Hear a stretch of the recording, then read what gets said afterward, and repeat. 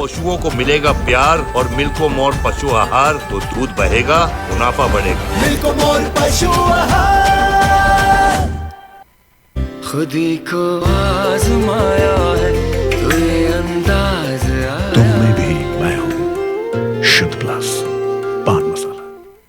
नमस्कार, आप देख रहे हैं लोकमंच न्यूज और मैं हूं आपके साथ सत्यम गौर। प्रतापगढ़ के पूर्व मंत्री रघुराज प्रताप सिंह उर्फ राजा भैया पर बीजेपी नेता शिव प्रकाश सेनानी ने बड़ा हमला बोला है। उन्होंने कहा है कि राजा भैया तलाश रहे हैं जमीन और इस बार राजा भैया का चुनाव होना है। तो वहीं स्वामी प्रसाद मौर्य के इस्तीफे पर भी उन्होंने कहा है कि पार्टी का नहीं होगा कोई भी नुकसान। UP bureau chief Asif Beg से खास बातचीत में शिव प्रकाश सेनानी ने और क्या कुछ कहा है, आइए आपको सुनवाते हैं।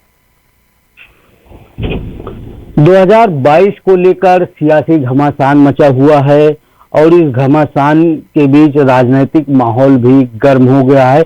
आज हमारे साथ मौजूद हैं बीजेपी नेता शिव प्रकाश उर्फ सेनानी जी, जो मूलतः प्रतापगढ़ के कुंडा से हमेशा चुनाव लड़ते चले आ रहे हैं और वहां पर कहा जा रहा है कि राजा भैया भी अपनी राजनीतिक जमीन तैयार करने में जुटे हुए हैं। तो ऐसे में क्या कहना चाहेंगे कि जिस तरह से वहां राजनीति चल रही है, तो आप भी चुनाव लड़ेंगे, तो क्या कहना है?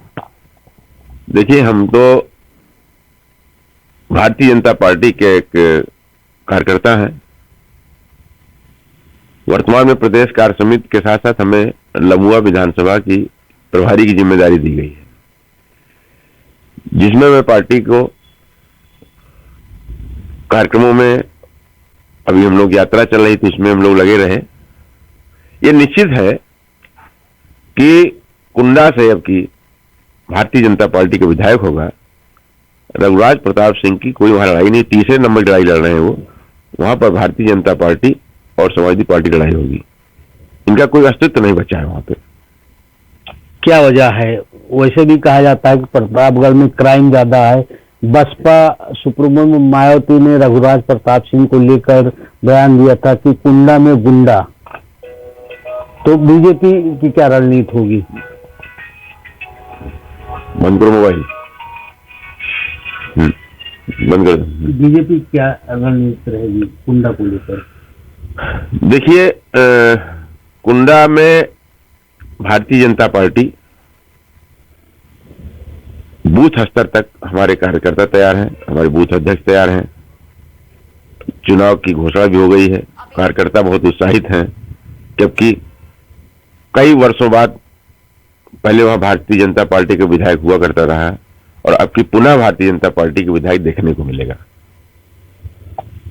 स्वामी प्रसाद मौर्य ने पार्टी छोड़ दी, आप भी उनके साथ शामिल हुए थे बीजेपी में। तो क्या लग रहा है कि जो तस्वीर सामने आ रही है, कैसे संभालेगी बीजेपी? देखिए, भारतीय जनता पार्टी बहुत बड़ी पार्टी है, दुनिया की नंबर 1 पार्टी है। स्वामी प्रसाद मौर्य जी के जाने का दुख जरूर हमको है, क्योंकि हम लोग प्रतापगढ़ जनपद के रहने वाले हैं, कुंडा विधानसभा की है रहने वाले वो हैं। लेकिन उसपे उनको उनके जाने से रघुराज प्रताप का नुकसान है, उनका कोई फायदा नहीं है। वहां भारतीय जनता पार्टी और मजबूत होकर लड़ेगी और वहां भारतीय जनता पार्टी जीतेगी। रघुराज प्रताप सिंह की राजनीतिक दुश्मनी, क्योंकि आप हमेशा उनके खिलाफ चुनाव भी लड़ते हैं और अच्छा मत आपको भी मिलता है। तो जिस तरह से जो है रघुराज प्रताप सिंह तैयारी कर रहे हैं, तब भी हार जाएंगे क्या चुनाव? देखिए, रघुराज प्रताप सिंह चूंकि हमेशा जीतते कैसे रहे हैं, ये आपको बताना चाहता हूं। बड़ा दिलचस्प ही है। वहां की तराई की कुछ बेल्ट है, करीब 50-60 बूथ हैं और वहां पर लगभग 50-60 हजार यादव और मुसलमान वोट इनको मिल जाता था। समाजवादी पार्टी का इनको हमेशा समर्थन रहता था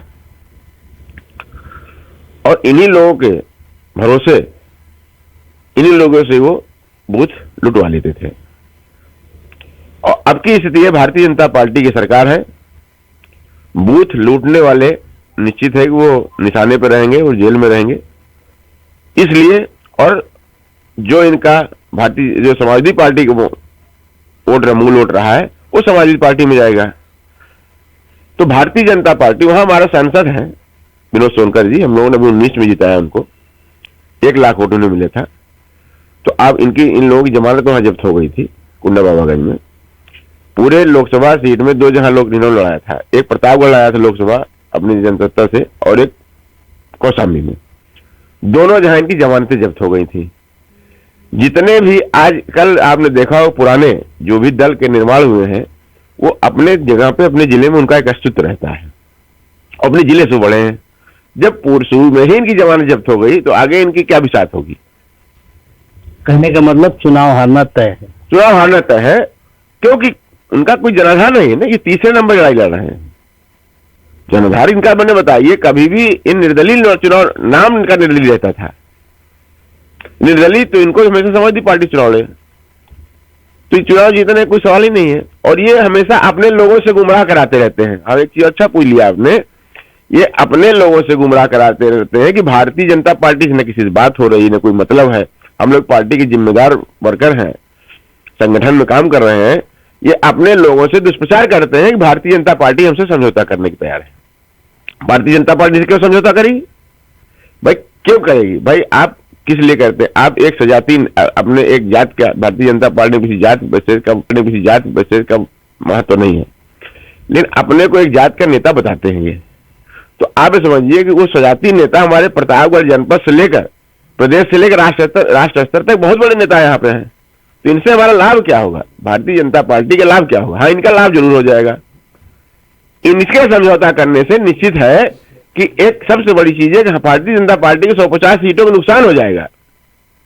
इनसे समझौता क्यों करेगी भाई? जी बिल्कुल, सुप्रकाश उर्फ सेनानी जी का कहना है कि इस बार जो है प्रतापगढ़ के रघुराज प्रताप सिंह उर्फ राजा भैया की जमीन खिसक चुकी है। समाजवादी पार्टी ने भी किनारा कस लिया है और साथ ही साथ भाजपा भी अब उनको घास नहीं डाल रही है। ऐसे में दावा किया जा रहा है कि इस बार रघुराज प्रताप सिंह का चुनाव हारना तय है। फिलहाल देखने यह होगा कि चुनाव 2022 के चुनाव में क्या रणनीति रहती है। वहीं दूसरी तरफ स्वामी प्रसाद मौर्य के इस्तीफा देने पर भी बीजेपी नेता ने कहा है कि उनके पार्टी छोड़ने का दुख है, लेकिन कोई नफा नुकसान पार्टी को नहीं होगा। आसिफ बेग, लोकमंच न्यूज़, लखनऊ।